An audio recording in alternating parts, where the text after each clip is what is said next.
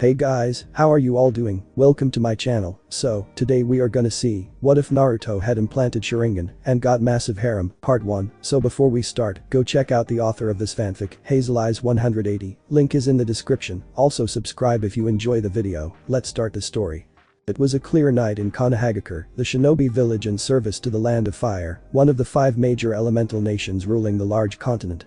Arguably the most powerful of the 5 great hidden villages, Konoha endured and survived attacks from the others and their allied minor villages in 3 separate large-scale conflicts, called the Great Shinobi Wars.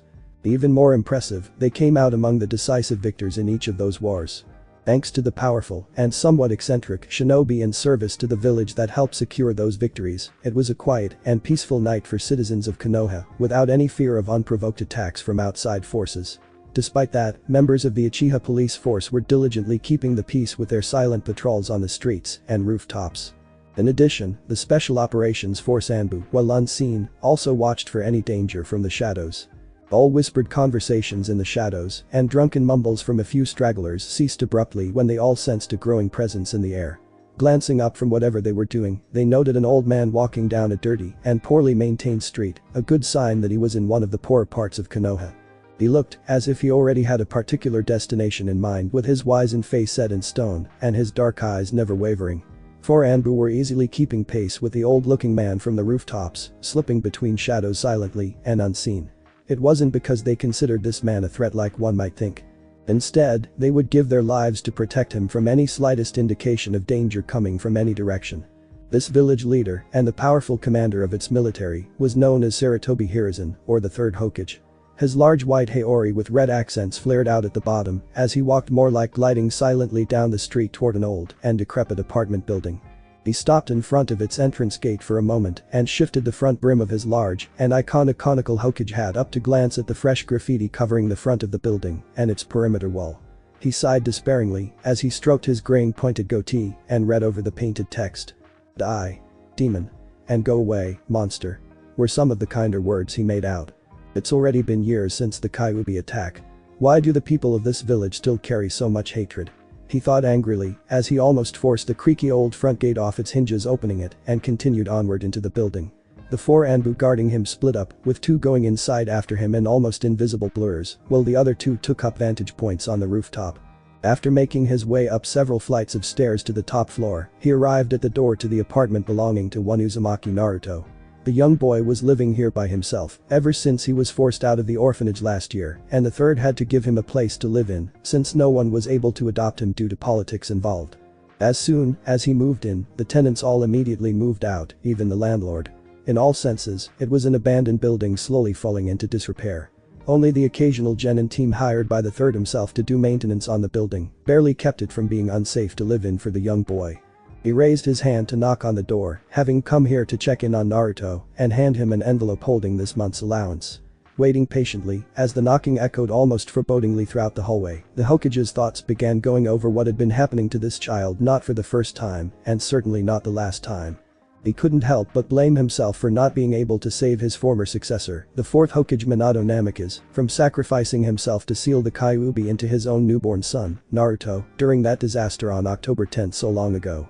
Naruto's mother, Kushina Uzumaki, who was already fatally wounded from when the Kyuubi inexplicitly broke out of her seal while giving birth, sacrificed herself holding the demon fox down with her unique chakra chain to help her husband complete the sealing process. If only Hiruzen had managed to get there before the 4th Shiki Fusion sealing ritual took place, he would have gladly taken Minato's place in the Shinigami's stomach. That would have at least allowed the young man to live in order to be able to take care of his son and protect him from those who resented his status. Instead, after the deaths of Minato and Kushina, Hiruzen, even as he mourned his beloved wife's death, was forced to come out of retirement and retake the Hokage hat until another suitable replacement could be found. Somewhat regretfully, he was also forced to keep Naruto's parentage a secret, even from the child himself. The Wagakuren Land of Earth would have likely attempted to kill any offspring of Minato Namikaze, the man who single-handedly decimated a large portion of its army in one battle with his deadly techniques in the last Great Shinobi War. That would include sending assassins after an infant. The Hokage could not risk that with his village still recovering its shinobi force from the war and the Kyuubi's destruction, at least until Naruto himself grew up to be strong enough to defend himself from most adversaries. Unfortunately, due to his parentage being secret and having to be hidden among Konoha's many orphans, as a legitimate ward of the village's civilian council, this left him alone to face the coming animosity. When it was leaked that the Kyuubi was sealed into this young boy, most of the village believed him to be a true reincarnation of the monster itself, instead of being its container. The Hokage and many other respected shinobi did try to stem the coming storm by publicly announcing that Naruto was just a human child who had the misfortune of being chosen to carry a heavy burden. For that, he should have been viewed as a hero. The villagers, in their grief and hatred over losing their beloved fourth Hokage and many of their loved ones, ignored their pleading and tried to openly attack and kill the infant anyway. After seeing his Anbu stop so many attempts, the third became angry and passed a law forbidding any talk of Naruto being the Kyuubi container on pain of death. He hoped that the hatred would not be passed down to the child's own generation at least, though he knew that was a fool's hope at best. In the years since the attack, quite a few shinobi, like the Amanaka clan head and the famous Hada Kakashi of the Sharingan, found themselves blocked in every attempt to take Naruto, in thanks to the village council, making it a mission to put up impassable red tapes in order to keep the child isolated as much as possible. Blinded by their hatred toward the Kyuubi, the civilian council refused to believe the child could not be the demon fox and kept finding ways to discreetly have their ward die early without intervention from the Hokage.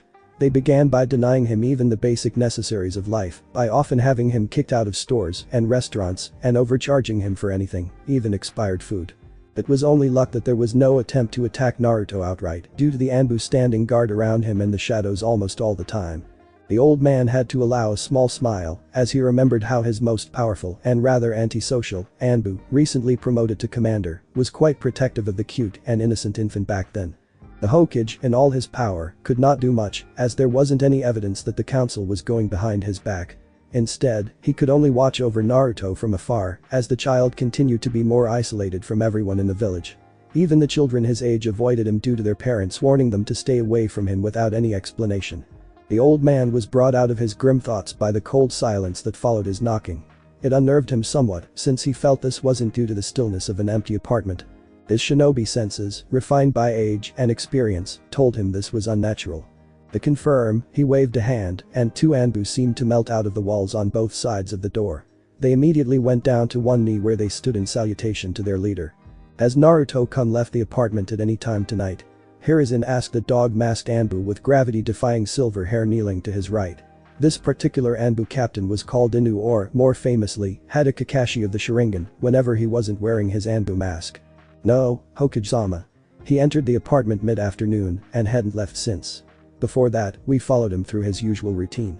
Aside from eating lunch at Ichiraku Ramen, nothing of interest happened today. Inu replied quickly. The Hokage seemed to contemplate this for a moment before the Anbu added. But he seemed out of it. I think he's depressed. A small shiver went down the third spine at this observation and one thought went through his mind out of instinct. It couldn't be. It should be impossible for a young child to think about that. He immediately pointed his index finger at the door and four Anbu, the two guarding Naruto plus the two that followed the Hokage into the building, quickly surrounded the door with two on each side. Inu, on the right side, picked the lock almost instantly and slowly opened the door. When it tapped fully open against the wall, all four masked shinobi quickly zipped into the apartment with a textbook crisscross entry procedure. The Hokage, walking calmly but decisively, then immediately followed them in. The first thing he noticed was the deep darkness and the unnatural quietness permeating throughout the entire apartment. Even if Naruto was sleeping, shallow breathing should have been heard at least. Inu and his partner were standing in the unlit kitchen to the left and the other two Anbu took positions in the empty living room to the right. After a quick scan, all five noted some dim light leaking out from under the door to the bathroom down the hallway opposite from the entrance. The third desperately hoped that the young child was just taking a bath and ended up falling asleep. Inu shattered that hope into a million pieces. Hokage-sama, I smell bee blood. So much of it. He whispered haltingly with his uncovered eye widening behind his Anbu mask.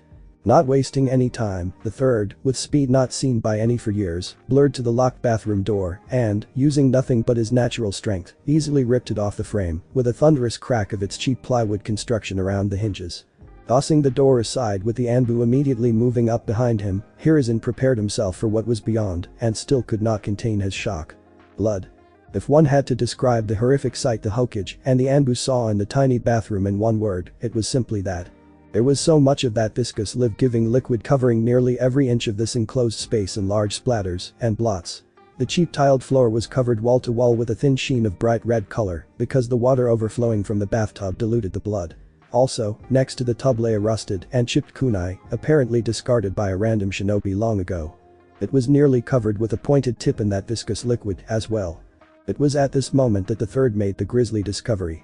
The blood-soaked blonde boy was slumped down in the tiny bathtub filled to the brim with red water. His eyes were closed and his face was deathly pale with shallow cheeks. His left arm was sticking out over the edge of the tub, his limp hand hovering over exactly where the rusty kunai was located. The last thing to hit everyone was the putrid metallic smell of dried blood in this tiny space. The third had to choke back some vomit, and it was only thanks to his years of seeing death and gore on the battlefield. One Anbu with him wasn't as steeled against the sight and smell and immediately took his mask off to vomit his last meal onto the hallway floor. Inu slowly removed his mask, revealing one wide eye, and his mouth obviously gaped behind his face mask. He became still and unable to speak, not believing the sight. The last two Anbu stepped back in shock and had to turn away. They were all used to seeing this kind of scene involving adults, not a child so young like Naruto. Snapping out of his shock, the Hokage quickly moved to Naruto's still body and scooped him out of the bathtub, getting blood everywhere on his white and red haori, not that he even bothered caring. He cradled the small and fragile body to his chest as he checked for a pulse. It felt like an eternity as he held his breath until he finally found one tiny heartbeat, but it was barely there. He then quickly searched for any cut on the neck or the arms to stop the bleeding. To his surprise there were none, not even a scar. Why a small, weak voice barely reached Herzuin's ears. The old man immediately stopped his frantic checking and looked at Naruto's face. What he saw broke his heart. Coldness, despair, and crushing emptiness were all he saw in this child's half-open eyes. Why didn't I die? I wanted to. The pale boy managed to whisper out. Hiruzen began to tremble, and he had to allow some tears out as he clutched the fragile boy tighter to his chest.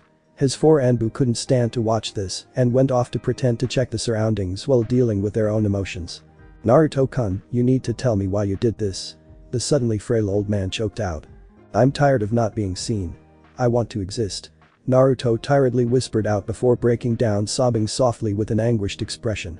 Each rack of the boy's sobbing form was like a knife stabbing directly into Hiruzen's heart. I see cut my wrists F4 times. Every time, I go to sleep, but I still wake up with no C cut. It must have been Kyuubi's chakra. How ironic your curse saving your life. The Hokage thought sadly as he watched Naruto slowly fade away into unconsciousness, now completely exhausted. At this point, he finally stood up, carefully wrapped up the naked boy with his ruined haori, and quickly carried him out of the apartment. He then made a beeline for the hospital with his best speed, and Inu was hot on his heels, while the other Anbu remained behind to clean up and try to get over what they just saw. Next day at the hospital. The Hokage marched into the front lobby of the hospital with a tall boy by his side, both carrying grim expressions on their faces. This new man wore a regular Konoha outfit with a heavy green long-sleeved shirt and a loose red cloth vest layered over the flak vest being the only variations. The hit I-8 was displayed on his forehead with clear pride, and he had his long dirty blonde hair tied into a high ponytail. His pale blue pupil-less eyes displayed determination, but also some worry. The receptionist gasped and stood to greet them with a nervous expression. A stern hand gesture from the third implied no greeting was necessary as the two men walked past the stunned woman to the stairwell. Upon arriving at the correct floor, they continued briskly to Naruto's room that was currently under heavy watch with two guards at the door and an Anbu hidden in the ceiling inside the room. The Hokage immediately dismissed the guards with a gesture. As they entered the room, he then waved his hand to allow the Anbu to appear from the ceiling. It turned out to be Inu. Glancing at each other briefly, all three men then had a quick look at Naruto in his hospital bed. He still looked pale and unconscious. A small and pained intake of breath from the new man was the only sound anyone made.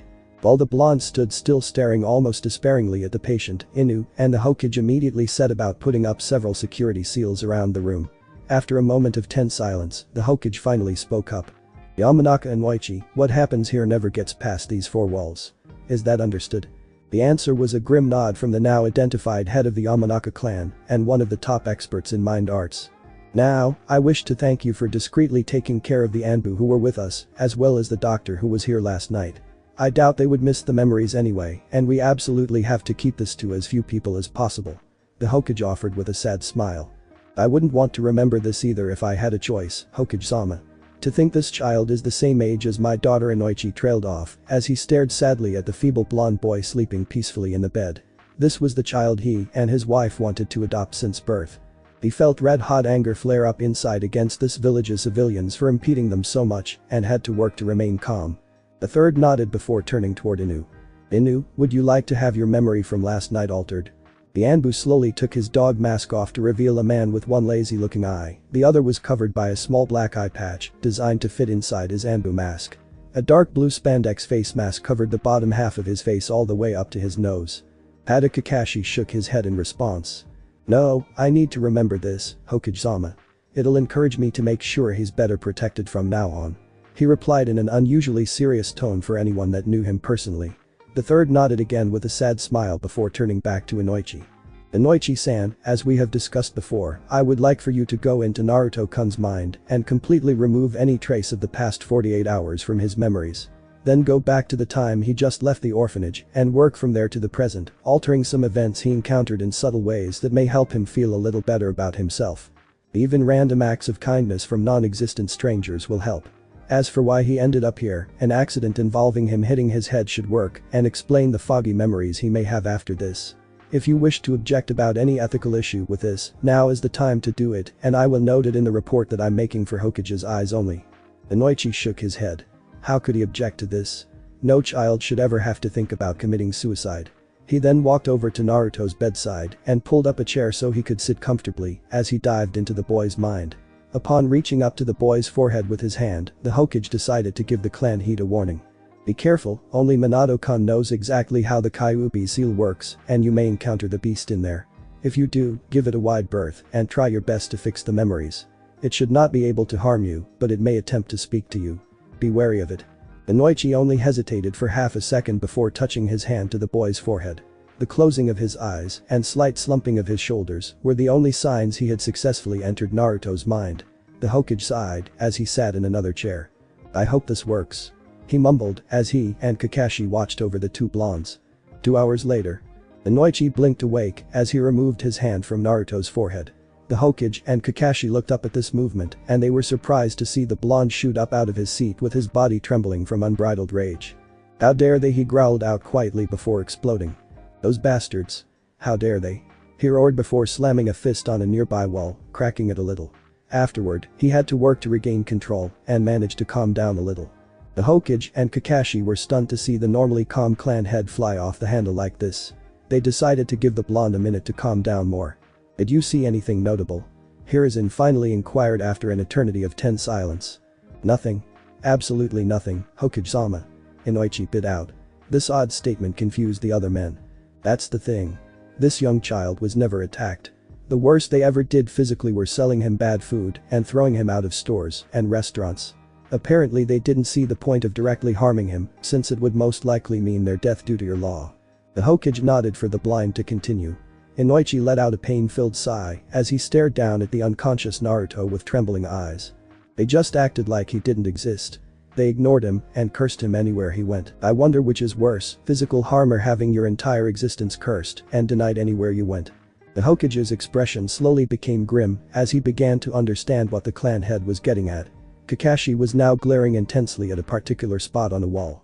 After a moment of silence, the third finally spoke up. Do you think you did enough alternations that his mental state might have improved after this? It's hard to say, but in my study of his mind, he was so desperate for attention that a single encounter with a kind stranger boosted his belief in his existence exponentially. I created and scattered several encounters like that throughout the past year and altered some of the negative events he encountered to have somewhat better outcomes. I even put myself in one of the new memories so he would feel comfortable talking to me if he sees me again around this village. I will likely introduce my daughter to him to be friends at that point. The civilians will object to seeing these two together. The third stated calmly. They all can go to hell for all I care. Inoichi snarled in response before taking a breath to continue calmly.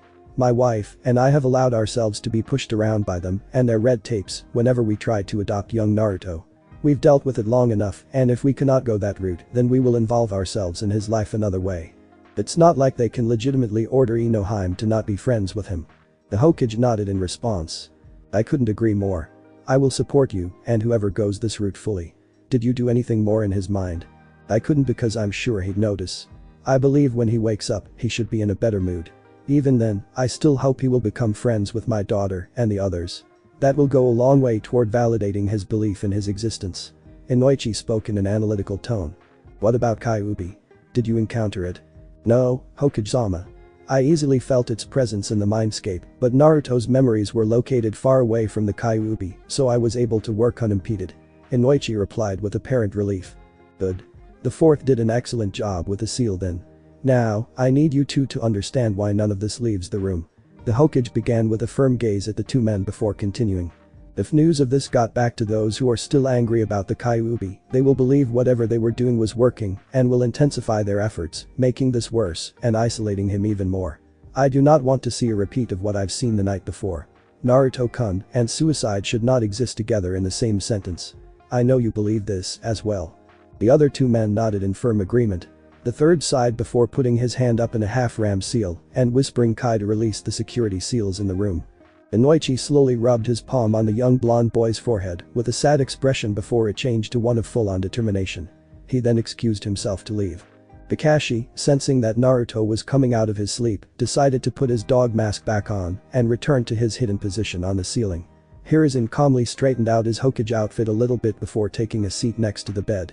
It wasn't long before the young blonde began to stir and yawn, as if he was waking up from a long and fulfilling night of sleep. The other two occupants of this room immediately noticed the changes in the little boy's cerulean blue eyes. They weren't as empty or soulless as before. They showed some of their usual brightness with some visible confusion as the boy took in his surroundings. Okajiji? Naruto muttered in surprise as he saw the third and then surveyed the hospital room with a confused pout. What am I doing here? Did something happen? Sarutobi Hiruzen, the third Hokage known as the famed god of shinobi and the professor, was suddenly stumped and silently cursed his stupidity at forgetting to ask Inoichi for details regarding the supposed accident that had the boy land in the hospital. He heard the tiniest bit of snickering and glanced menacingly in the direction of the hidden Kakashi. The corners of his lips barely twitched upward when he heard a gulp. He still got it. Naruto-kun, I'm glad you're okay and you're in the hospital. I was told you were admitted here unconscious after you hit your head. What was the last thing that you remember? He tried to fish the fake event out without suspicion. He saw Kakashi shrug and did a so-so gesture with his hand out the corner of his eyes. He frowned in slight offense. Maybe he should make the one-eyed Anbu a sensei for 3 brats as punishment. While the old man was contemplating unfair punishments, young Naruto was concentrating to remember what happened. I was walking through the park and I saw a girl trying to climb a tree. Naruto muttered as he continued to work through the fogginess in his head. All I could remember about her was that she had long brown hair. I didn't even see her face. I was watching her and she suddenly screamed and slipped off. I ran toward her and tried to save her. I guess I hit my head when I jumped under her because that was the last thing I remember. The Hokage nodded emphatically while inside he was considering giving Inoichi more pay for this. The brown-haired girl in this village. Needle in a haystack. Still, he'd make sure the boy wouldn't needlessly look for the girl. That's right, Naruto-kun. That child and her father brought you in asking for you to be admitted. That was 2 days ago and you have been sleeping since then. That was a rather nasty lump you had on your head. The Hokage continued to spin off the event.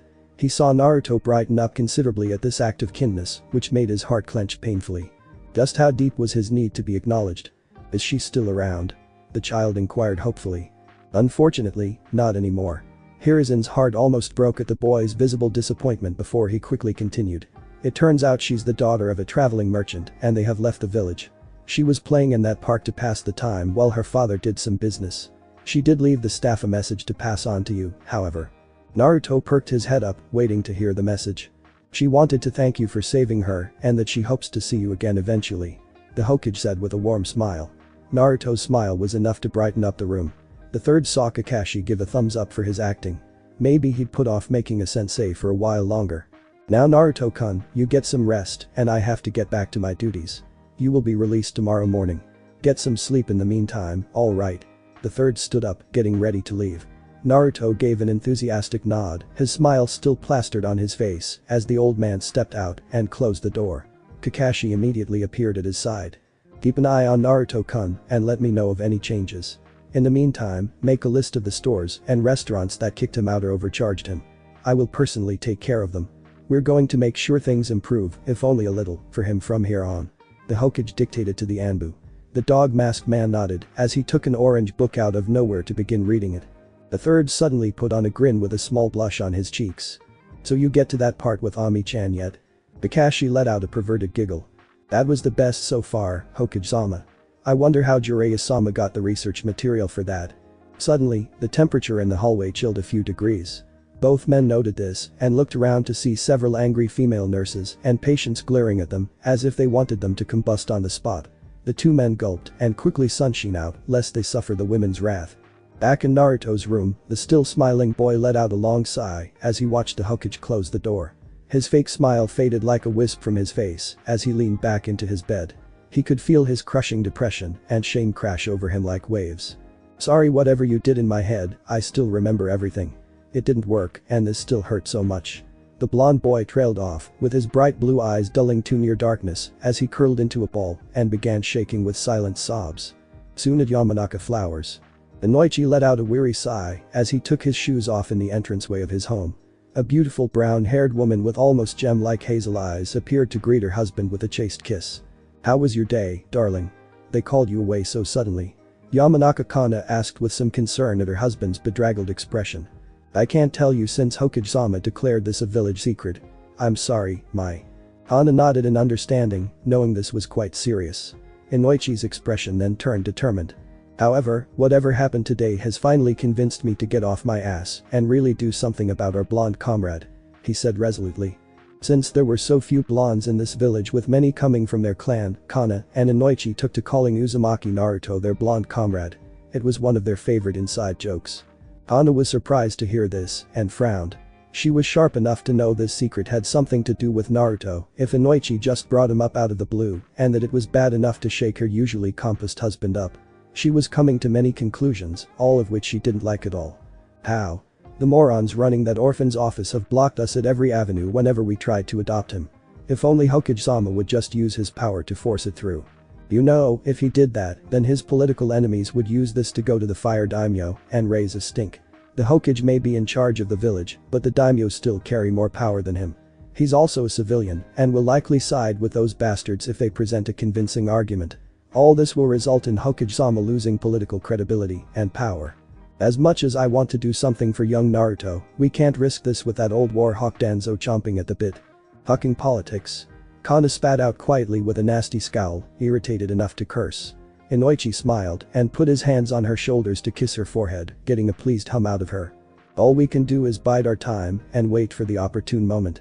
Shikaku and Chauza definitely do not like this either, and neither do most of the other clan heads, too.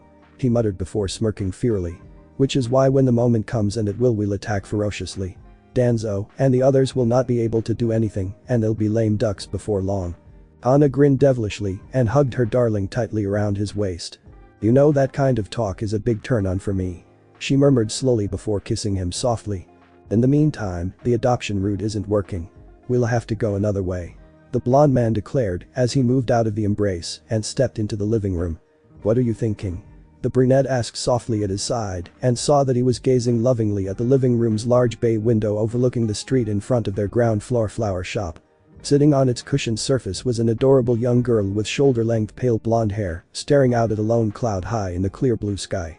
She was swaying her head gently side to side and humming a nonsensical but happy-sounding tune. Friendship.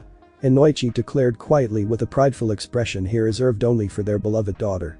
Kana grinned even more devilishly than just a moment ago as she hugged her darling's right arm tightly to her ample chest. That brain of yours is why I married you, my darling, she whispered into his ear seductively. Her husband grinned roguishly down at her, making her shiver with excitement. Only that, my beautiful home? I suppose your devastatingly handsome looks and wonderful personality are nice bonuses too. They chuckled, getting one young Yamanaka Ino to stop her humming and turn her head to find her parents standing in the living room's doorway staring and smiling at each other in a way that usually resulted in her having to leave the room for some reason. The cute blonde girl frowned briefly at the couple for interrupting her super awesome fun singing time with their adult things and turned back to follow the lone cloud with her striking pale blue eyes. She began humming again with a bright grin. She never bothered to notice her parents sneaking away for a small dose of their own fun. Land of Wind. At around the same time in Sunagakur, the shinobi village protecting the Land of Wind, one 8-year-old Sabaku no Temari was walking down a street with her family. She had dirty blonde hair done up in 4 separate ponytails, giving her a unique hairstyle easily recognizable by many.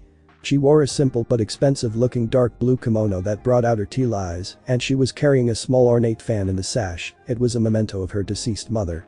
Sabaku no Kurura passed away after giving birth to her youngest brother, Gaara. Temari still never forgave her father, along with the two elders of the village council, for the circumstances that led to her beloved mother's death. On her left was her 7-year-old brother, Kankuro. He had brown hair, wore a simple t-shirt and cargo shorts, and he had a nice face. He would like to have an easy time getting women to notice him in the future if she didn't have to wonder about his growing obsession with creepy puppets and makeup. On her right was her brownish red-haired father, the Yondaime Kazukiage of this village in his full Kazukiage robes. Despite his somewhat short stature, there was no denying the power that radiated from him. His ability to draw out and control gold dust from anywhere in the environment around him was the only reason the village hadn't gone bankrupt in the years since its massive losses in the Second Great War. All this was also in spite of the Wind Daimyo beginning to send more missions to their current ally, Konoha, due to its lower rates. Next to her father on the other side was her youngest brother who just turned 6, Gaara. He was basically a mini version of the Kazukiage, with short shaggy dark red hair and the same blank expressions on their faces. They even shared the same black rings around their light green eyes, making them look somewhat like raccoons. He wore a simple black full bodysuit with a white tunic draped over his right shoulder and wrapped around his waist. He also carried a small gourd, full of his near-sentient sand, on his back. Everyone on the street gave the family a wide berth. Temari knew it wasn't out of respect for the family, who were basically royalty in this village. It was because they feared Gaara due to the fact that he was the host of the Ichibi, or one-tailed beast, named Shukaku. At the urging of the elders and the council, the Kazukiage tried to increase the quality of the village's shinobi force to attract more business from the Wind Lord by sealing the Ichibi into Gaara still in his mother's womb. This led to complications during the childbirth, resulting in Kurura passing away as she held the tiny, frail Gaara. Temari gritted her teeth at the memory. Since her mother's death, the family became broken and dysfunctional. Temari and Kankuro barely managed a tiny semblance of a sibling relationship while living in constant fear of their youngest brother's occasional psychotic episodes. Their father became cold and distant, deciding to focus all of his attention on the village instead of his children. The worst off from that death was Gaara himself, however. Due to his sentient sand controlled by the Ichibi inside him, other people feared him and kept away from him. At first, Gaara wanted to make friends, but his sand kept accidentally hurting and killing some people. The longer this went on, the more desperate the red-haired boy got until he was finally broken some time ago by the betrayal of his caretaker, his mother's brother Yashimaru, the only one to ever show him compassion in his lonely existence. From what Temari knew of that event, their uncle tried to kill Gaara out of revenge for his sister, and, upon failing, he told the little boy that his mother hated him, cursing him throughout the childbirth until she died, and that his own father ordered the assassination attempt. That was what broke Gaara's hold on his sanity, and he had his sand crush his uncle to death. He then swore to live only for himself and went around validating his existence by killing at will. Since then, the village feared and hated him even more. Temari let out a sigh. How did her family become this fucked up? She didn't even understand the reason for this walk together. They rarely did anything remotely family-like since her mother's death. She hated her father, but wouldn't go against his wishes, so that was why she was walking among them, ignoring the villagers' stares. Out of nowhere, she heard several soft thuds. What was that? She looked to her right to see some embedded into Gaara's suddenly raised sand wall, their sharp tips inches from his face. He wasn't expecting that and suddenly screamed in surprise and rage. His sand then flared up and quickly shot for a rooftop close to the Sabaku family. In response, the Kazukiage immediately shoved Temari and Kankuro into a nook between two buildings with a muttered warning to stay there. Gaara's shrill screams continued to fill the air as everyone around them panicked and immediately retreated into their buildings or hiding spots. The last thing Temari saw before entering the nook was Gaara's sand dragging a surprised Suna shinobi down off the roof of a nearby building by his leg, his face frozen in terror. The blonde girl noticed offhandedly that the Kazukiage had already taken his stance calmly, almost too prepared for this sudden attack. It was as if he had been expecting this. As she hid in the nook with Kankuro with her whole body trembling at the rising killing intent in the air, she instinctively wrapped her arms around her similarly trembling brother in a feeble attempt at protection. It wasn't long until Gaara's screams stopped. After a moment of hearing the soft sounds of shifting sand and groaning, the two children almost considered peeking out of the nook to see what was happening. That notion was immediately shot to hell. Loud and blood-curdling screams of terror and agony filled the air, and the two poor children trembled even more. Temari could smell the scent of urine coming from Kankuro, but she paid it no mind. She wouldn't blame him since she was about to piss herself in terror too. Suddenly a sickening ripping sound was heard even over the shrill screaming, and there was a wet thump somewhere. One more incident of such disgusting noise followed another few seconds later. The agonized screams were no more by this point, so the third ripping sound, longer and even more revoltingly wet this time, was burned into Temari's memory forever with total clarity. Trembling, she finally spared a glance at what she could see outside the nook. There was nothing but an empty and dusty street from what she could see. She would regret her decision to look outside a moment later when she saw an apparently discarded corpse suddenly land in front of the nook with a wet thump, as if it was a gift to the children trapped inside. Only that it wasn't a whole person. His left arm was missing, leaving behind a bloody socket, and his body was ripped in half at the waist, allowing her to see the inside spilling out. She also easily noted his spinal cord with some tendrils of nerves sticking out at its torn end, as if they were searching for the other half of the body. Despite this being only a half of the body, there was so much dark red blood pooling under the remains, soaking into the dusty dirt covering the street. However, the most horrific thing she saw was the frozen look of terror on his face, with sand dribbling out of his wide open mouth and nostrils, as if he had seen pure evil itself. Taking this sight in, she finally let her bladder control go and opened her mouth wide in a silent scream, as her body instinctively prevented her from making any sound in pure self-preservation. The last thing she remembered before fainting due to the stress of this horror was seeing the glitter of gold dust floating from the ground as her father apparently prepared to subdue Gaara. The last thing she heard in the darkness enveloping her somewhat lovingly was her youngest brother's insane cackling. Somewhere in an abandoned laboratory in Land of the Sea. "Boy, are okay." Wake was all the 12-year-old Mitarashi Anko heard through the fogginess of her consciousness as she slowly woke up. She felt some light slapping on her right cheek. Her light brown eyes hurt as she opened them slowly to see a dim light directly overhead. She could barely make out two moving outlines at her sides. "Wah" was all she could manage to say before she was struck silent by her sudden inability to move her limbs. "Don't worry, we'll get you out of this. Just remain calm." One of the two outlines spoke in a soft feminine voice. "Why should we? She's that traitor's whore, we should just cut her throat and be done with it." The other outline growled in an angry male voice before the female hushed him harshly. "Wait, what? Where's sensei? Last thing I remember was when I was leaving with him on our training trip." Anko thought as she tried to get up again only to be restrained by something. She shifted her head down for a look at her body. What she saw shocked her so much she shrieked loudly. She found herself completely nude and strapped to a cold metal table, her arms and legs restrained in a spread eagle fashion. She panicked as she strained and failed to cover herself up instinctively. So complete was her terror that she failed to notice that her body looked more grown up compared to when she left with her sensei. "Better something to cover up now." The female outline hissed at her male counterpart. "Why should a fucking traitor care about her mod?" was all the man retorted before the female struck him hard on his masked face. It was a thunderous crack echoing through the large room, and it actually made Anko pause briefly in her struggle. "That was an order. Is that understood?" The female's whisper was low and deadly. Obviously the male outline responded with a nod since the woman continued even when Anko didn't hear any vocal reply. "After you find something for her, do not say a single word for the rest of this mission, or I will have you up on insubordination." The female ground out through gritted teeth over the young girl's continued whimpering. The stunned male silently bowed and left Anko's line of sight. The young girl continued to whimper and struggle at the restraints even as the female-voiced outline tried to shush her gently while working to free her. After a long minute of struggling, Anko was finally freed of her restraints. She then immediately curled up into a fetal ball and began to sob loudly with the female outline, trying to soothe her with a gentle hand on her back. At this point, the male returned with an old discarded blanket found somewhere else in the lab. He then quickly left the immediate area to stand guard while his female squad leader spoke to the young girl. After what seemed to be hours, but actually just a few minutes of crying, the purple-haired girl finally regained her composure somewhat and stopped trembling, feeling less exposed with the blanket covering her. She slowly sat up to take a glance around and saw that she was in a large experiment room, apparently abandoned if papers strewn about and missing equipment were any indication. Even in the dim lighting, she could make out 9 other tables just like the one she was found lying on, and each had a corpse strapped to it. All of them apparently died not too long ago and were beginning to show effects of decomposition. Was she the only one who survived whatever experimentation she went through? If that was the case, why was she left behind?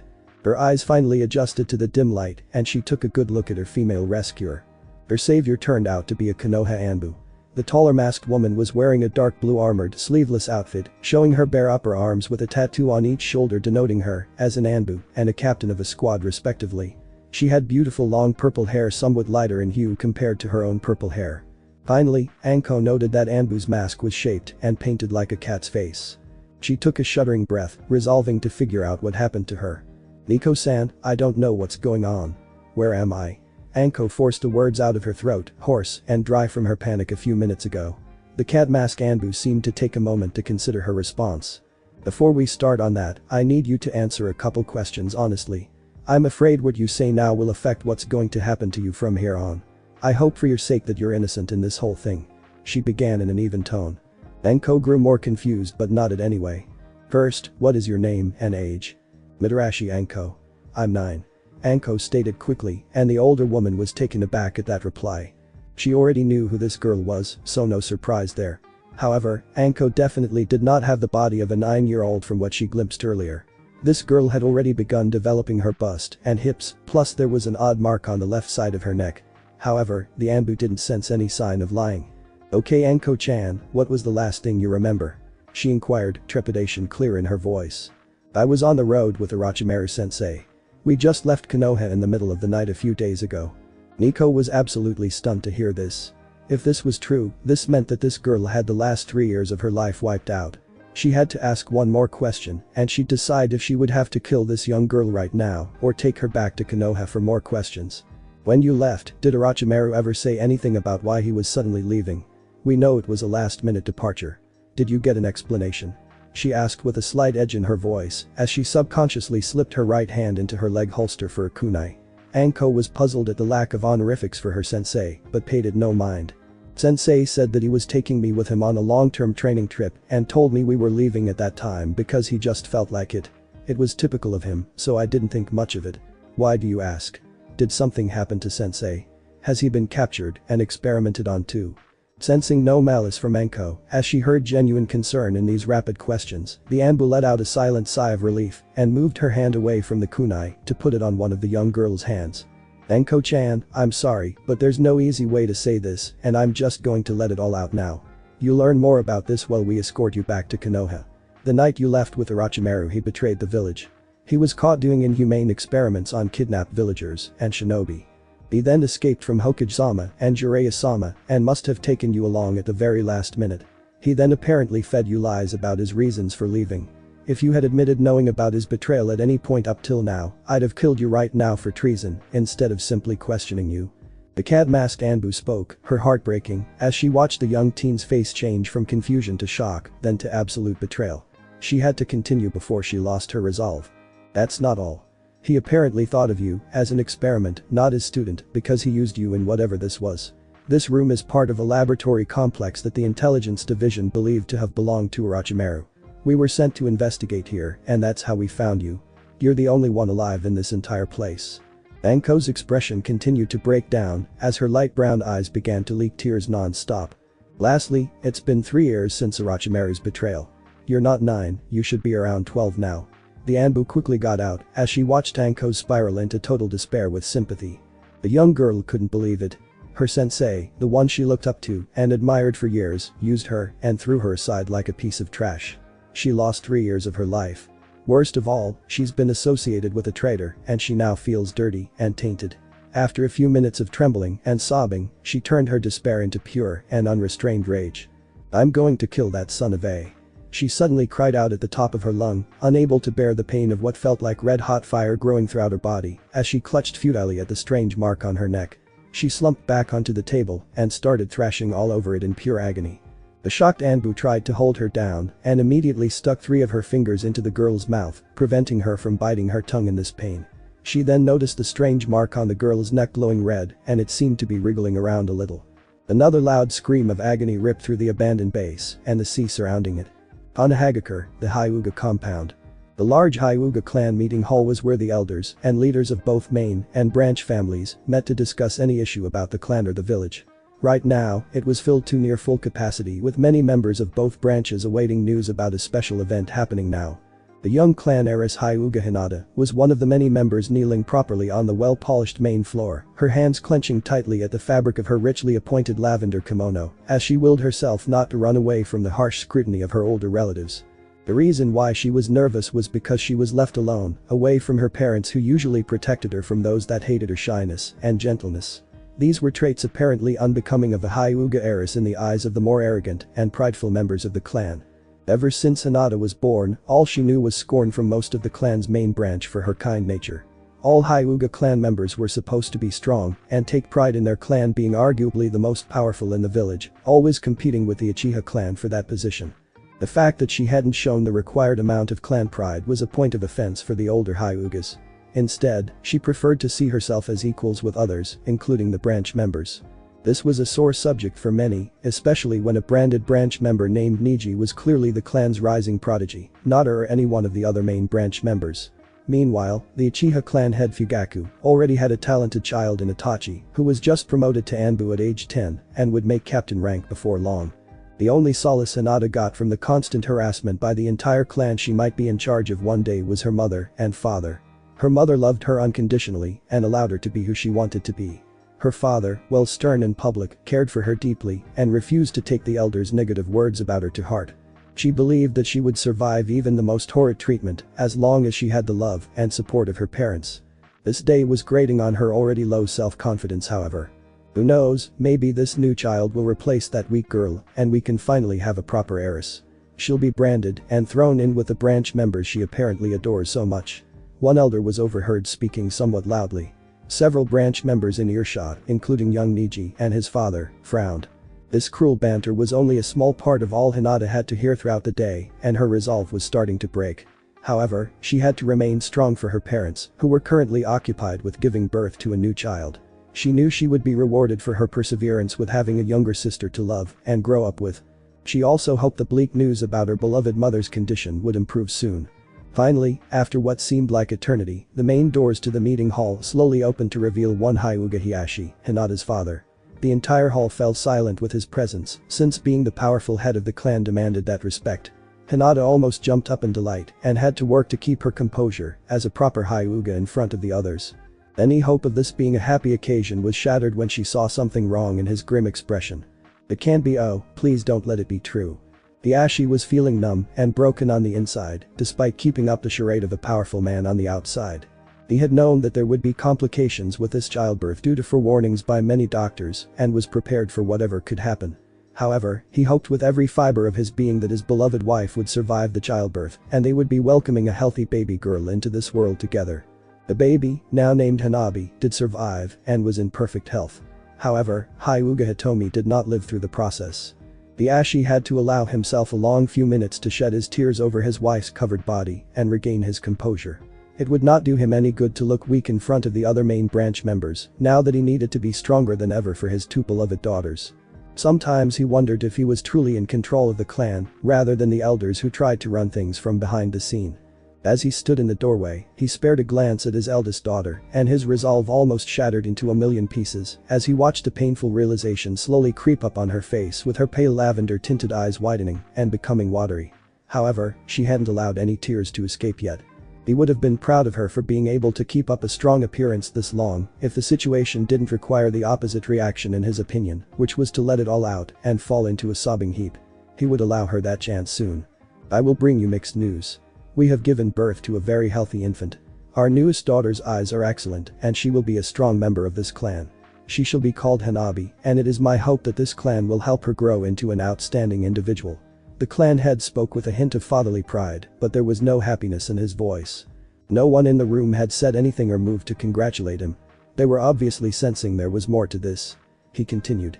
However, due to complications during childbirth, my wife Hyuga Hitomi passed away peacefully in her sleep just after she had enough time to hold Hanabi in her arms and name her. The room remained deathly silent. Only one sound could be heard, and it was coming from Hinata.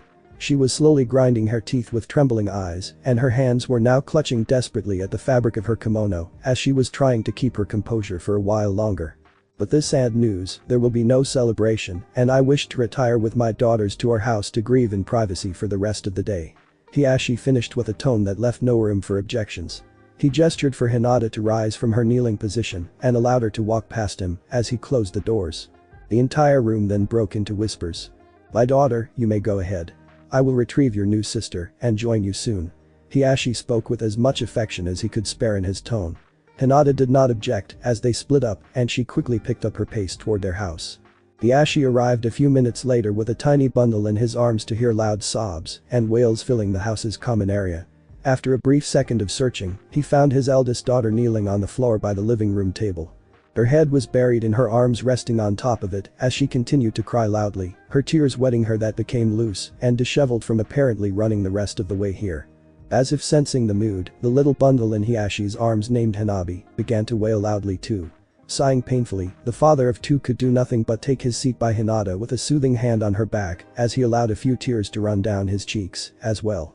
Uzumaki Naruto, 8 years old, was taking a leisurely walk through the quiet walkways of the clan's district, admiring the beautiful full moon in all its glory on this night. He was heading home to his crappy apartment from the Nara compound, the residence of one of his close friends, Nara Shikamaru. He had been invited over for dinner with the Naras and to play several shogi matches afterward with the pineapple-haired young heir. The blonde found it hilarious to see his incredibly lazy friend, a bona fide genius, be both fascinated and frustrated by his unconventional tactics, even though he ended up losing each match anyway. He considered it a victory on his part if he forced the pineapple-haired lazy ass to take his famous thinking pose, in which he sat still with eyes closed and his hands together in an odd gesture during the match. Smiling fondly at the memory of Shikamaru, Naruto wondered how he managed to turn his life around quickly and made friends so soon after that fateful night. Despite Inoichi's best efforts, he still remembered everything, every drop of spraying blood, the sound of his wrist tearing open with the jagged blade of the rusty and discarded kunai he found in an alley, and his surrogate grandfather crying over his bloodied body. He had no idea how, but he knew as soon as he woke up that the memories planted in his head were fakes and the real ones remained. The fake events were just foreign objects in his mind that he recognized immediately. Naruto could have thrown a huge fit with the Hokage for messing with his head, but he understood why upon seeing his surrogate grandfather's anxious face. The third simply wanted the young boy to be well and happier. He then did a better acting job than the Hokage ever did to assuage the old man's fears about his mental state. After the third left the room, Naruto then spent all day in the hospital bed thinking about what happened the night before and decided to push down the pain and loneliness just a while longer for his surrogate grandfather's sake. The crushing depression he felt about what he attempted didn't make that decision easy, though. He wondered how to even begin, and it wasn't long until he remembered that tall and blonde ponytailed man he saw in his fake memories. It was soon after he was released that he ran into the same man around the village and found his name to be Yamanaka Inoichi. He was then quickly introduced to the man's daughter. Yamanaka Ino became quite important to him quickly. In fact, he honestly thought he would have gone back to try to finish the job for the final time if he hadn't met her just in time. It also probably helped his fragile mental state at that time that he developed a small crush on her because he enjoyed her genuine cheerfulness and playful nature compared to the fake smiles he used to display in the past. They became fast friends and he was introduced soon after to Shikamaru and the eternally jolly as long as the word fat wasn't heard Akimichi Choji. The four of them got along great even though they annoyed each other with Ino's bossiness, Shikamaru's laziness, Choji's over-the-top gentleness, and Naruto's pranks.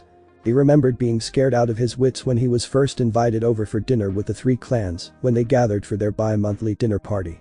After some prodding from his friends and Ino's use of force, he finally relented to the invitation.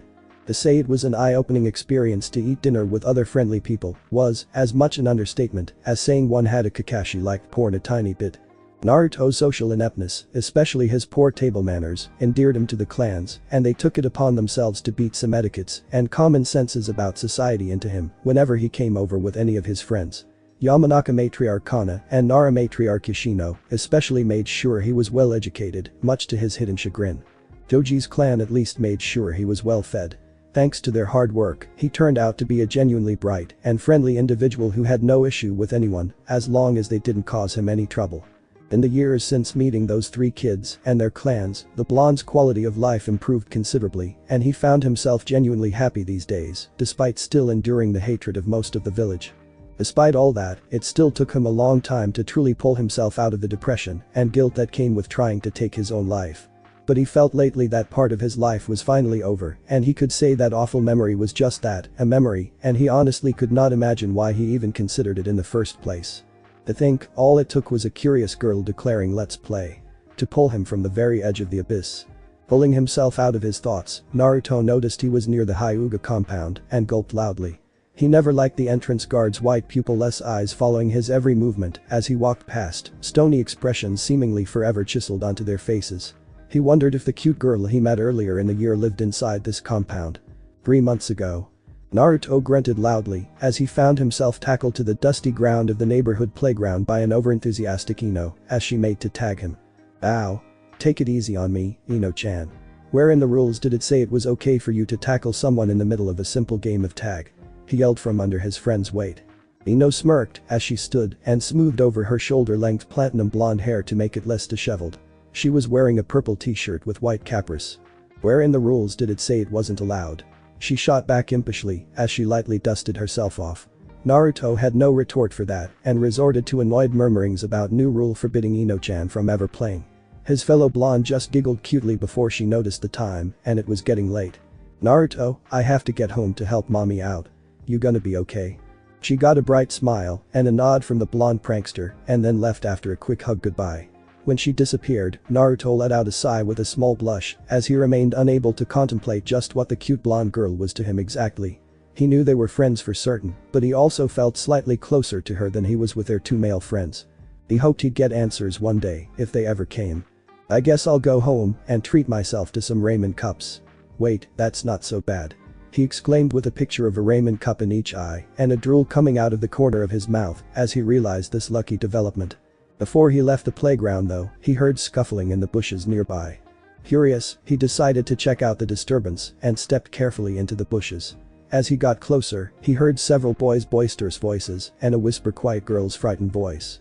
Forcing his way through the leaves, he stumbled upon a group of 3 boys ganging up on a small and timid girl with short indigo hair. He saw that she was wearing a simple black training outfit and was quite cute, but what his eyes quickly locked onto were her beautiful wide eyes tinted with a hint of lavender. They were wide and trembling with fear. All of her would-be bullies turned to the new annoyance. "What? Don't bother us and beat it, shrimp.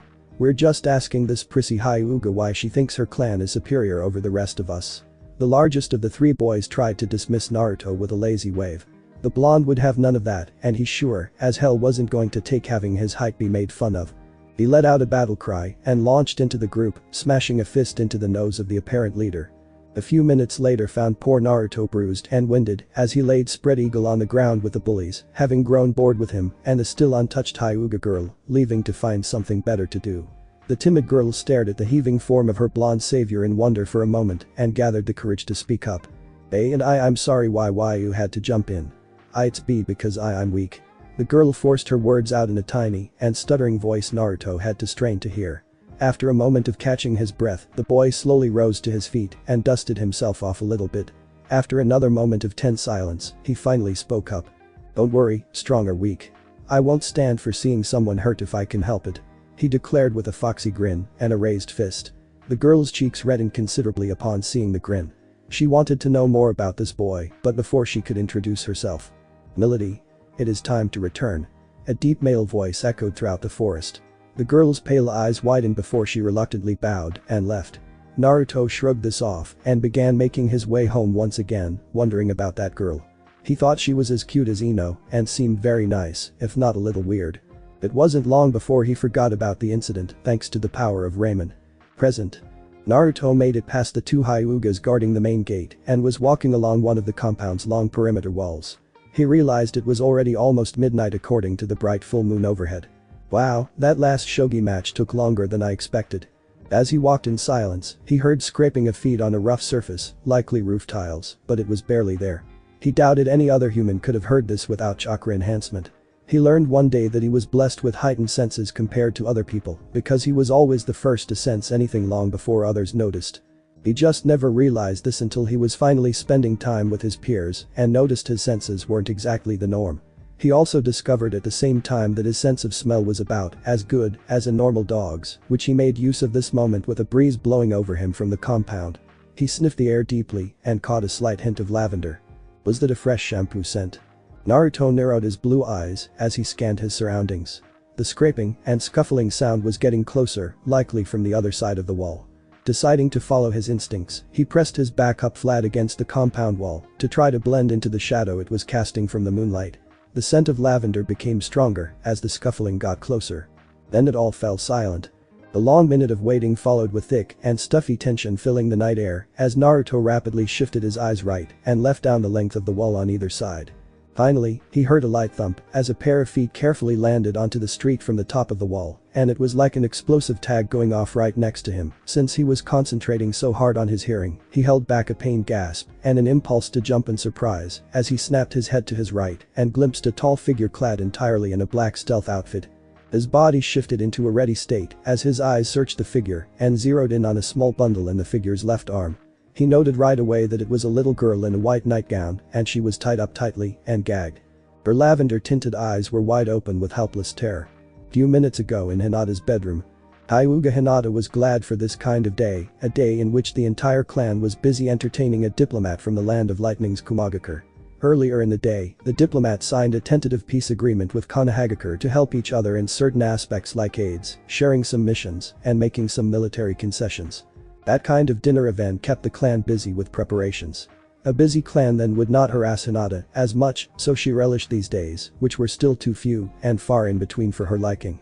The only things she had to worry about this day were to dress up formally, keep silent, and be composed at the large dining table, and that was it. After she took her bath with Hanabi, she put her younger sister to bed before slipping into her own futon. Her heavy eyelids began to droop with her last thoughts being of that blonde-haired boy with the gorgeous blue eyes, cute whisker marks, and that heart-stopping grin. The next moment, her pale eyes snapped wide open as she felt a rough hand cover her mouth and a sharp blade against her neck. She stared right up at the face of a large black-clad man and saw the clear message in his cold and dark eyes. Make a sound and you die. Her entire body froze at once and she couldn't breathe. So complete was her terror that she barely noticed being pulled out of her bed then tied up and gagged quickly. She only registered bits of the scenery changing as she was carried under the assailant's arm from her bedroom to the compound's rooftops, too terrified to think about anything. It was only when, upon landing on the walkway outside the compound, she locked eyes with a pair of striking blue eyes floating in the shadows by the wall nearby that she came to life.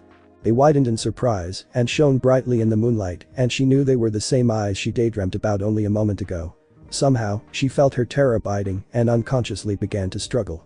She fully realized now what was happening and decided she didn't want to be taken away from her father and sister and would do anything to prevent that now. For some reason, she didn't want to just give up in front of these blue eyes. Naruto saw the girl begin to struggle after they locked eyes. He immediately recognized her as the indigo-haired girl he met 3 months ago and gritted his teeth. This was a bad situation and he knew he was no match for that black figure. He didn't smell a single trace of this man, a good sign of an experienced shinobi. He would die before he even got the first syllable out if he tried to alert someone, but he had to save that girl. Naruto would be the first out of anyone to know that if she disappeared, she would suffer greatly. Having been through so much already by now, he wasn't going to allow that to happen to someone else if he could help it. As he watched carefully from his hiding spot, he noticed the shinobi was growing frustrated with the girl struggling and was getting quite distracted. This was his chance, as he took a steady breath and reached for something he happened to glimpse lying on the ground by the wall. The black-clad man was growing irritated with the Hyuga girl struggling in his hold. Since when did she instantly grow a backbone? He gathered from observing his primary target at the dinner earlier tonight that she was a cowardly and submissive girl. He thought she was going to be the easier of the 2 Hyuga females to kidnap for his secret mission in an effort to acquire more carriers for Kumagakure. His disguise as a diplomat was a ruse in order to study the security of the Hyuga compound up close so he could attempt the snatch after he returned to his hotel room. What would happen to the young girl and the shitstorm that had come when news of this got out? He didn't care. He was happy to serve the raikage and could almost taste the glory and fame that came with being the one to bring the famed Byakugan to his village. Whap. That was the last thought he had before he heard a loud fleshly smack and felt pure agony like no other even in his long career as a shinobi filled his entire body all at once, pain so great he almost swallowed his tongue in shock. He barely noticed that this ungodly pain originated mostly from a certain pair of balls hanging between his legs. The last thing he saw before his eyes rolled up toward the top of his head was a long piece of stick wedged tightly between his legs. Why is it there? The young blonde boy almost had to wince in sympathy as he finished taking a full-strength swing with a long and thick stick that he found nearby into the man's completely unguarded family jewels from behind. The nin slowly sank to his knees with a strained groin as his arms instinctively reached for his prized treasure, dropping the tied-up Hyuga girl in the process. Naruto was waiting for this and caught her before she hit the ground. At that moment, they locked eyes again and he saw tears of relief and joy dribbling from the girl's beautiful eyes. He ripped the gag out of her mouth and she immediately buried her face into the boy's chest with happy cries of thanks. His cheeks warmed up at the praise and close contact. However, he had no time to think about this since the man would recover quickly. "It's alright. I'll get help for you," the blonde assured as he used some effort to carry the tied-up girl as far as he could from the man, who was still in a quivering heap. He then inhaled in all the air his considerably large lungs were able to take. Oh I. That guy in black's touching the pretty Hyuga girl in weird places. Could be heard echoing throughout the entire village of Konohagakure. In an unrelated matter, all fathers of young girls suddenly felt compelled to check in on their precious daughters at this time, just to be sure. Hinata was stunned into silence with mixed feelings about this. She was blushing at being called pretty, but she was also embarrassed by the possible misunderstandings about having been touched in weird places, whatever they were. Naruto only had to wait one whole second before he heard the thunderous crash of someone smashing through a solid wall. That was immediately followed by a man's loud and terrifying roar of pure primal rage from inside the compound walls. "Where is my daughter? I will slaughter you like an animal." The entire compound lit up at once, and Naruto had to snicker. He figured something like this would happen after years of dealing with Ino's father and his overprotective nature. Apparently, this was something only a father and a daughter shared. With his sensitive hearing, he heard thundering footsteps zeroing on this location fast. Good, he and the girl should be able to get out of this uninjured. "You goddamn brat. I'll kill you." Startled, Naruto quickly turned around and instinctively pushed the tied-up girl onto the ground behind him. He only had enough time to see the man in black standing on shaking legs, with one hand clearly wrapped around his abused nuts and the other outstretched in front, before he felt a small twinge in his chest and heard a wet squelch. He then heard the girl cry out in terror from behind.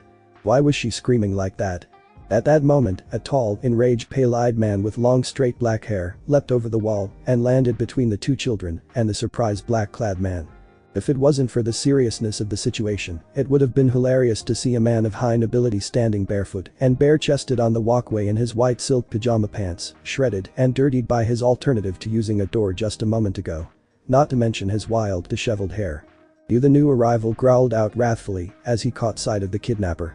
Before the black-clad man could get a word out, the Hyuga man snarled and charged at the assailant with his Byakugan blaring. In under a second he struck multiple times with fatal precision, as all chakra-enhanced strikes were aimed at the forehead, throat, lungs, kidneys, and heart. It was all over so quickly when the black-clad man fell, already dead, into a broken heap with so much dark blood pooling underneath that the moon reflected off it easily. Naruto had to admire the way that powerful man quickly dealt with the kidnapper. This man also had to be the girl's father too, from the relief clearly displayed in his eyes upon seeing the girl safe and sound, if only tied up for the moment. Though the blonde couldn't understand why they changed to extreme alarm upon shifting their gaze to him. Before he could say anything in greeting, his head instantly became light, his eyelids felt heavy, and it felt like he was falling slowly to the right. He didn't understand that he should have been perfectly alright. Was this why the girl behind him was still crying out in anguish? He watched rather than felt as his body hit the ground in slow motion, first with his right knee, then his hip followed by the shoulder, and finally his temple tapped against the cold pavement of the walkway. He couldn't fathom why he wasn't able to move his limbs anymore now. Finally, after a moment of panicked confusion, he used all his waning strength to glance down at his twining chest and finally found the cause. A small kunai was embedded into the very center of it, almost up to the handle, courtesy of the black-clad man before his brutal death. It was this damn thing. I need to pull it out. Hethit, clearly going into total shock. But no matter what he tried, he couldn't muster the strength to move even a finger.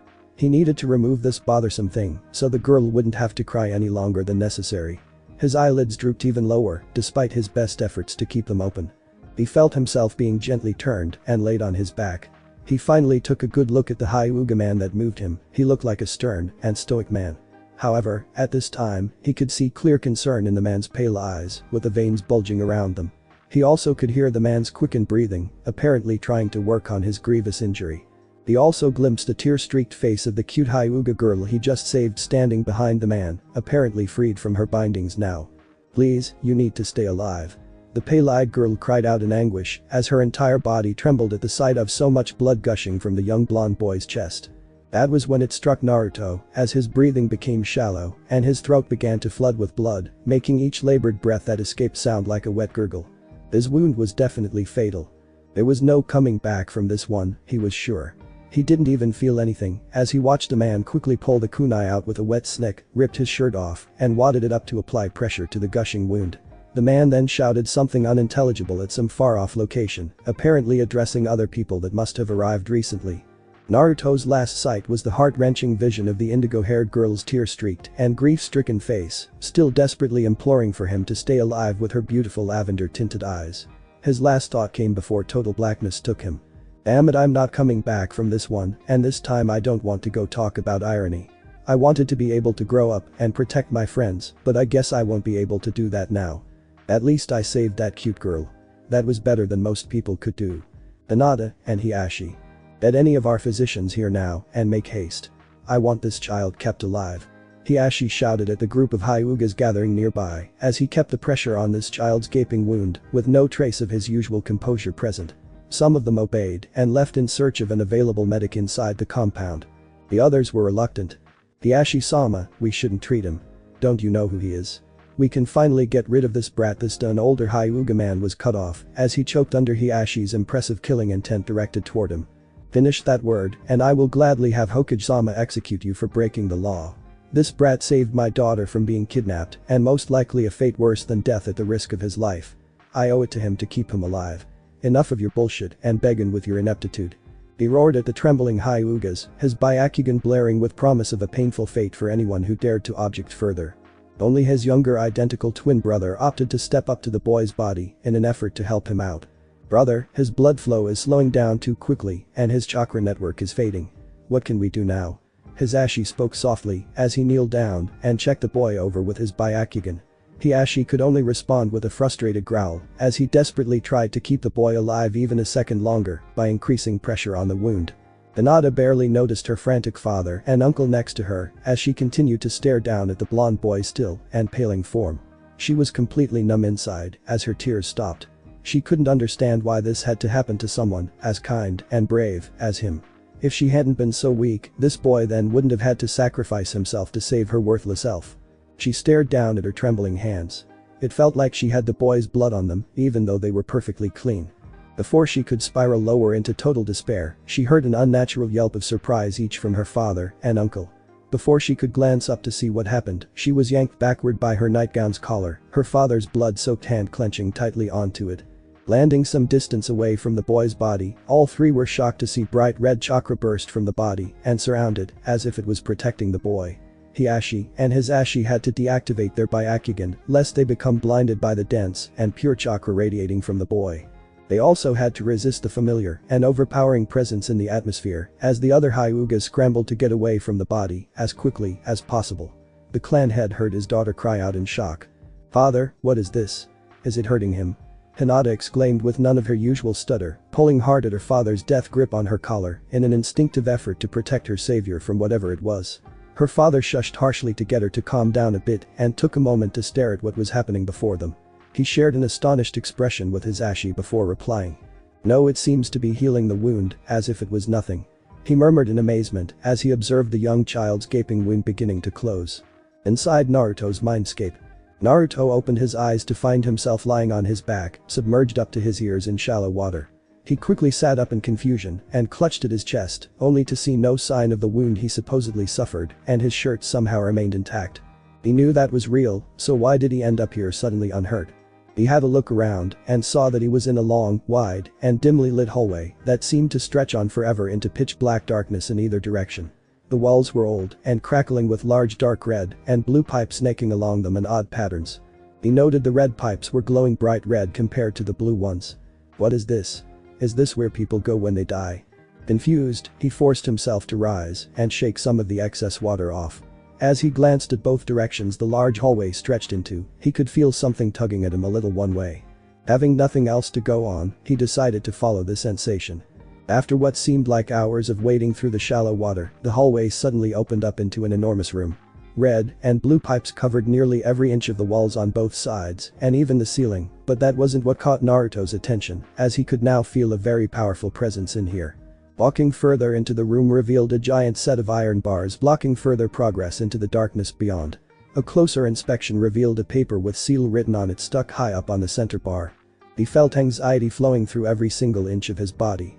Something told him this was neither heaven nor hell. "You catch on quick boy." A loud and authoritative voice boomed through the large cavern-like room. The young blonde yelped in surprise and fell back to land unceremoniously on his backside, splashing the shallow water everywhere. There was silence for a long moment before the booming voice broke into a mirthful chuckle, seemingly shaking the entire room with each exhalation. Haha, it has been a while since I've had a good laugh. Please do not be frightened. We are in your mindscape and I wish to have a discussion with you, Uzumaki Naruto. The voice continued, rolling throughout the room like thunder. It took a moment for Naruto to regain his composure at hearing. Oh okay, but may I ask for your name since you apparently know mine? The young boy carefully inquired upon the mysterious presence. He heard what sounded like a pleased growl. Respectfully, I like that. I will tell you my true name soon, but for now, I'm afraid you know me by another. The darkness began to fade out, and Naruto could easily make out a massive silhouette shaped like an animal towering high over him. He also noted, with some trepidation, many long tails swaying gently behind it. Two enormous crimson eyes shone brightly down at him in the darkness near the top of the silhouette. The humans out there call me Kyuubi no Kitsune. The same nine-tailed demon fox that the fourth Hokage supposedly killed, with one exception. The darkness finally faded away completely, revealing an enormous crimson demonic-looking fox with rabbit-like ears and 9 tails. It was calmly lying on the floor and facing the boy directly with its arms crossed underneath its raised head. Its eyes were still staring down at him unblinkingly. Instead, I was actually sealed within you when you were a newborn. I am the reason why you are hated by most of the ignorant idiots you've met so far in this ungrateful village. The now revealed Kyuubi finished softly as its 9 tails twitched and swayed around absent-mindedly. It was watching the boy intensely for any reaction.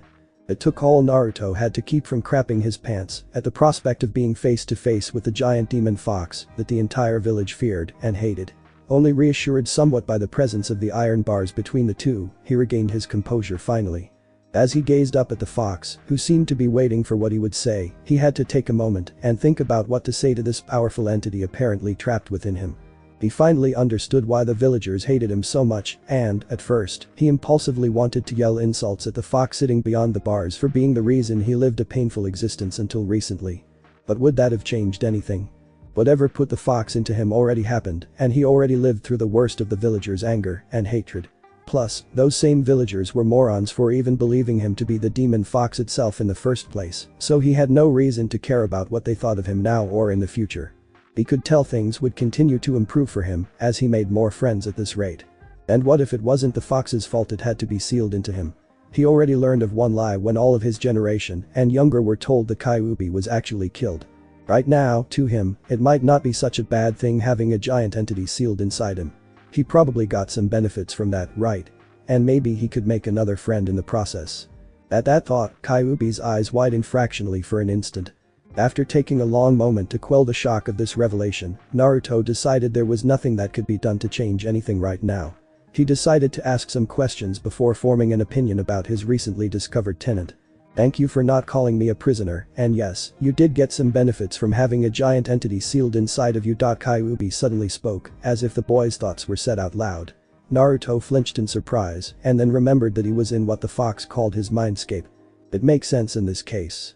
From those red pipes I see coming out from your side, you're kin to paying rent with some of your chakra, even if it was forced.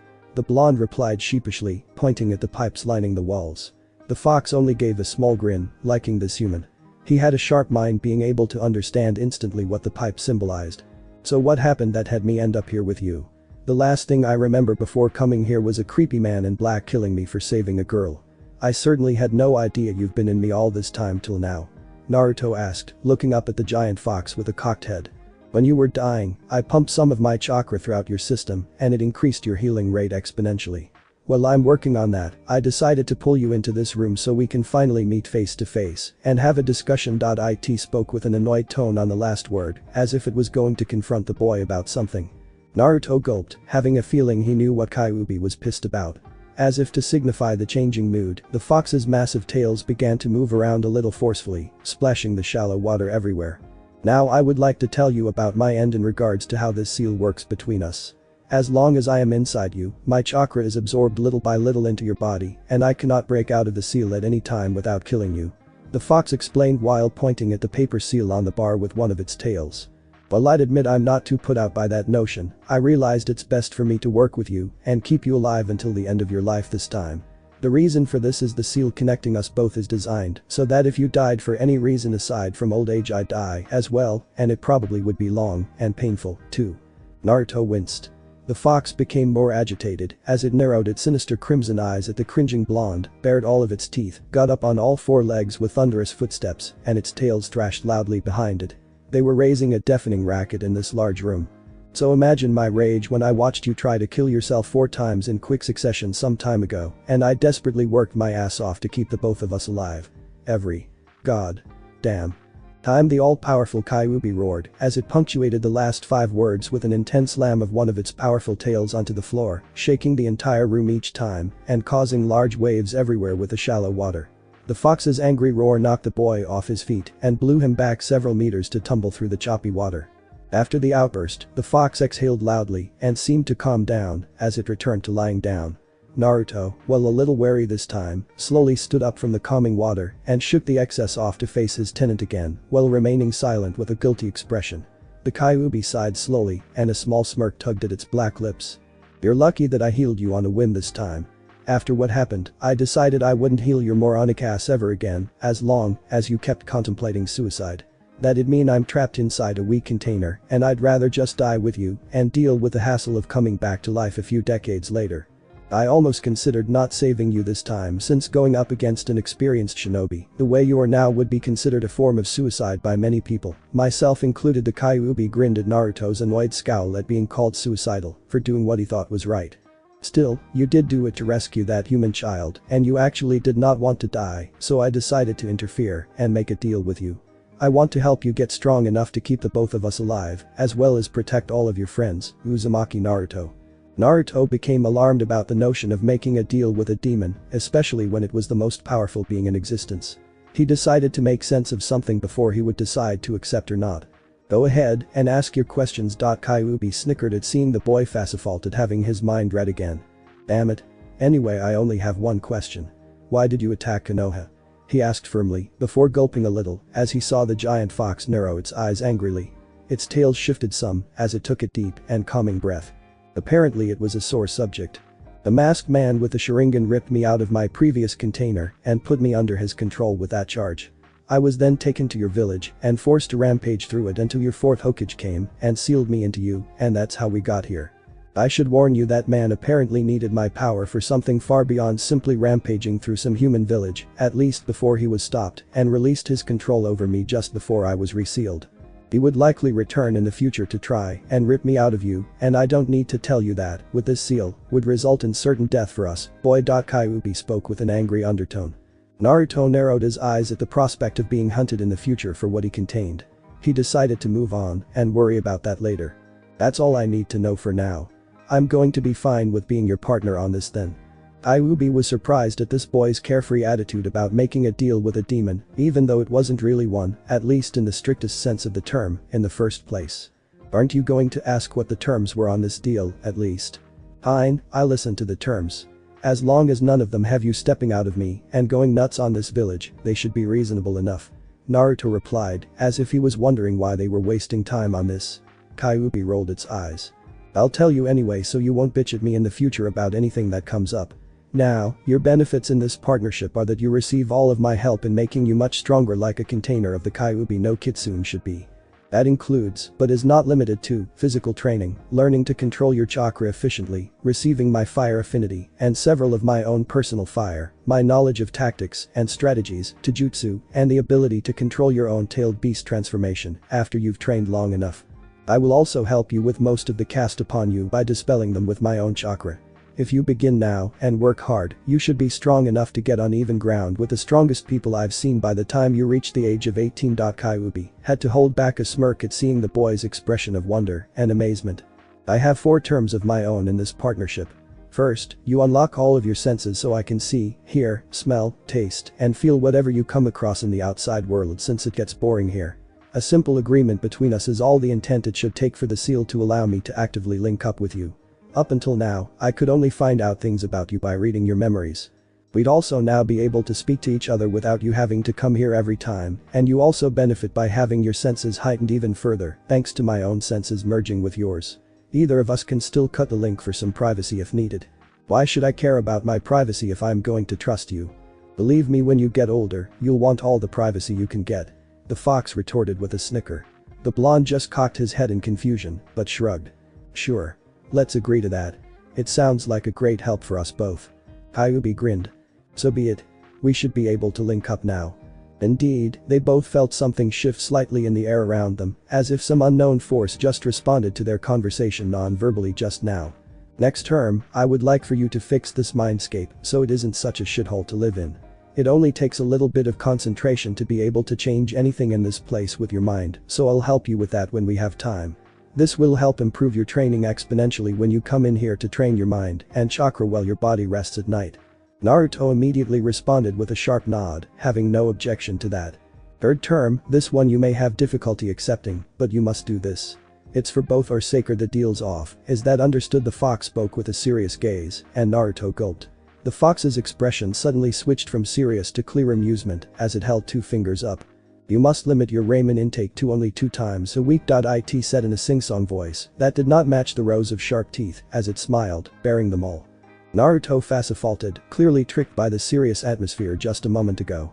The fox was enjoying the look of utter horror creeping up on its container's face at the prospect of actually having to eat his beloved ramen like a normal person should.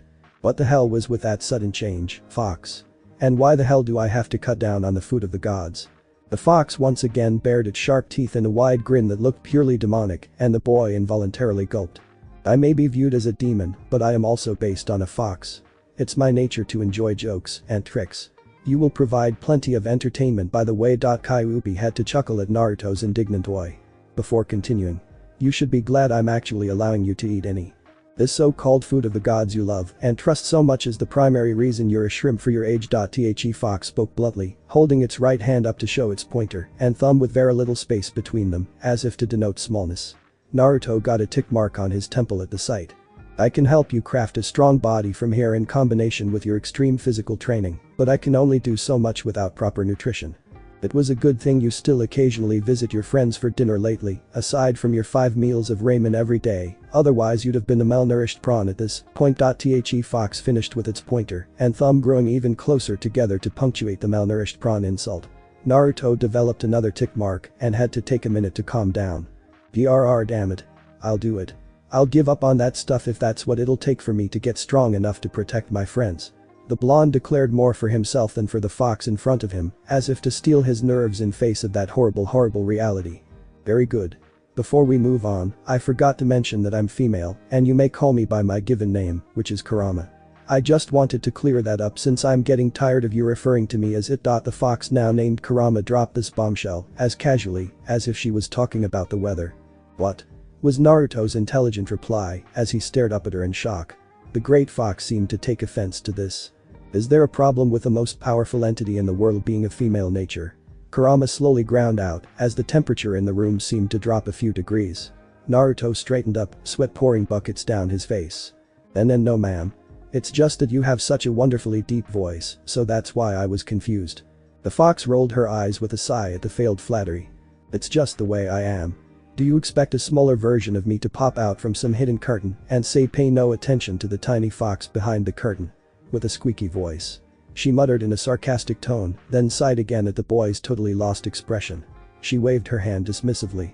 Never mind, it was just an old expression I picked up many thousands of years ago. Moving on. Naruto, this is the last term of our partnership.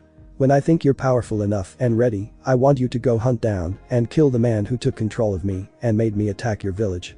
I doubt you have any issue with that considering he's responsible for everything that's happened to you since then.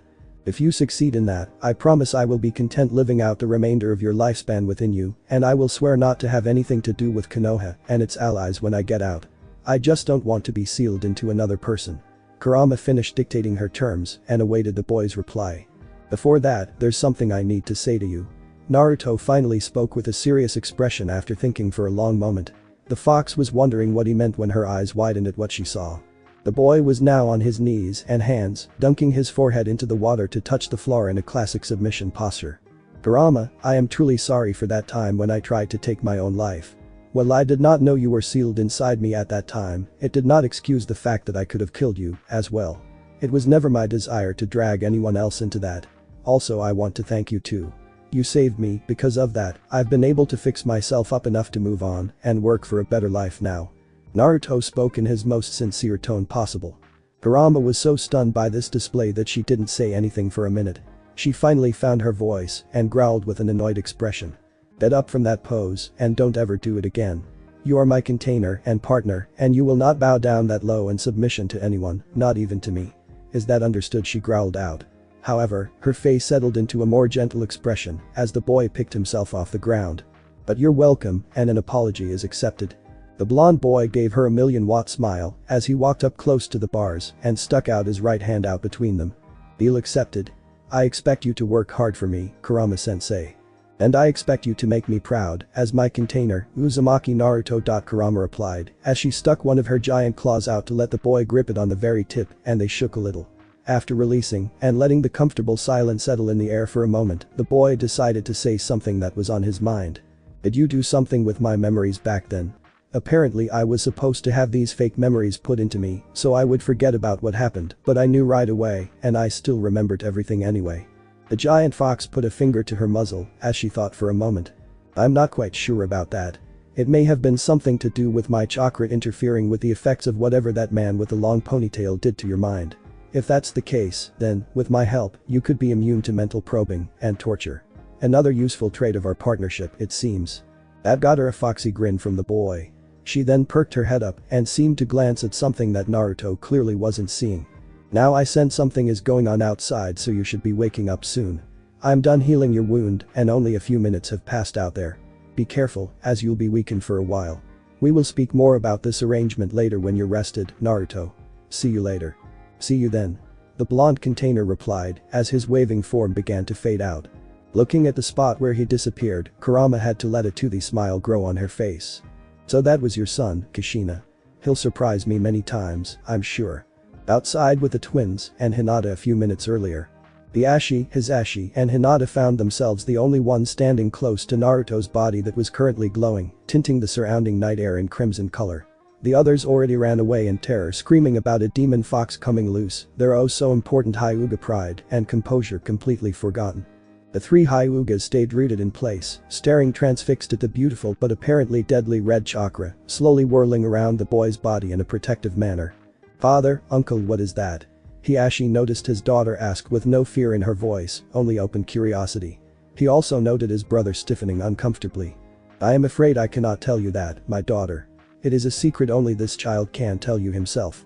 I recommend waiting to inquire about this until you feel you have gained this boy's trust, that is if you wish to pursue a friendship with him. Hisashi replied softly as he still kept a firm hold on her shoulder, making sure she didn't get close to the body just yet. Now then, we must prepare to greet Hokage-sama. The clan head spoke as he and Hisashi turned around and Hinata reluctantly followed suit, a little confused. Her unasked question was answered immediately when the sight of the Hokage and 6 of his Anbu escorts jumping down onto the walkway from the air greeted them. The third's face was grim as he surveyed the scene from the broken body of the black-clad shinobi to the 3 Hyugas and finally to the crimson glowing body of the Kyuubi. What happened here? He asked calmly, but his tone did not hide his tension at seeing the Kyuubi's chakra floating around the boy's body. The few minutes of explanations brought everyone up to speed. They were also dismayed to discover the kidnapper when one of the Anbu investigated his body, turned out to be the diplomat sent from Kumo. The Hokage rubbed his temples at the upcoming headache as he'd have to deal with an international incident when word of this eventually reached Kumagakure. In the meantime, 3 of the Anbu were now standing guard in a triangle formation around Naruto as the crimson chakra continued to twirl around him. After a few minutes of anxious waiting, everyone noticed the red glow was beginning to fade away and the chakra eventually shrank until it finally retreated fully into the boy's body. The Hokage and everyone else held their breaths for what seemed like eternity until they saw the boy stirring awake. The old man stepped closer until he was just out of the boy's range with his escorts tensing into readiness. Naruto-kun, is that you? Are you okay? Groaning, Naruto opened his eyes to see the very concerned face of his surrogate grandfather. Hokage Jiji, what are you doing here? He murmured tiredly. The third let out an explosive breath of relief as he discreetly signaled his Anbu to stand down. Only Naruto would call him that, and this was definitely the same boy he came to know and care for. He'd have to put off his discussion about the red chakra, at least until he was able to get alone with the boy soon. He noted the young Hyuga girl bravely stepping up. "Ano, what's why your name?" Hinata asked with barely any stuttering, surprising the twin brothers a little. I am Uzumaki Naruto. It's nice to meet you." The boy replied with a tired and sheepish smile as he sat up. Well, Naruto-kun, my name is Hyuga Hinata, and I want to thank you for rescuing me once again. I'm glad you do not seem to be hurt anymore now. Hinata quietly stated before she quickly reached in for a hug. It was all Naruto could do to not jump in surprise at being suddenly hugged by someone other than Ino and her mother. After getting used to it, he thought it felt very nice and warm. Hinata, on the other hand, was blushing scarlet at such an impulsive action. Both hid their slight disappointment upon letting go of each other. I would like to see you again soon when you recover, if that is permissible with my father, Hinata shyly stated as she glanced at her father. Hiashi nodded slightly in approval before turning to his twin brother. Hisashi, please return to the compound and inform them that all is well. Take my daughter with you as well and guard her and Hanabi until I return, Hiashi requested of his younger brother. He got an affirmative nod in return and turned back to Hinata. My daughter, you should get back to check on your sister and Tomo-san. I am sure they are worried about you. Afterward, get cleaned up and await my return before you retire to bed. I will remain here for a moment longer, Hiashi commanded the little Hyuga, who quickly bowed her head to everyone and made her way back into the compound with her uncle. Hiashi then kneeled down next to the tired boy. Uzumaki-san, my name is Hyuga Hiashi and I am the head of my clan. I wish to express my heartfelt gratitude to you for saving Hinata. You are welcome to come by the compound anytime my daughter wishes to meet with you. I also have to admit it was very clever of you on how you alerted us to the kidnapping, Hiashi remarked with a slight twinkle in his eyes. Naruto had the decency to look sheepish. It was all I could think of. I've seen how protective parents are of their children, especially a father and his daughter. I had to get help as fast as possible, sir. Hiashi nodded with a small but amused smirk before continuing. In addition, if you desire help with any situation, please come to me soon and we will discuss it. I will do my best to provide you with solutions.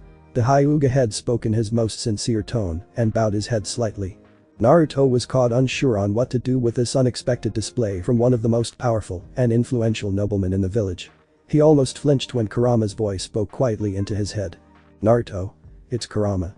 Do not speak, only think of your responses when you're talking to me, okay? Respond to him with respect. Make sure to use the proper suffix and be modest. We're going to need his support in the future if we want our lives to be a bit easier, and it's important we secure it now. Gotcha. Naruto thought quickly and took a moment as he considered his response. Hiashi-sama, thank you for your generous offer. I just did what I had to do when I came across that guy, even if it hadn't been your daughter in his clutches. Anyone else would have done the same, I'm sure. Excellent response, Naruto. Nonsense, Uzumaki-san. You were there and that is all that matters now. My offer will always be available indefinitely. I shall be seeing you soon. Hiashi smoothly replied with some admiration for Naruto's humbleness. He then stood up before inclining his head slightly. Have a good night and get some rest, Uzumaki-san. He added before moving over to the Hokage for a few words. Looks like we won his support. Don't do anything to screw that up.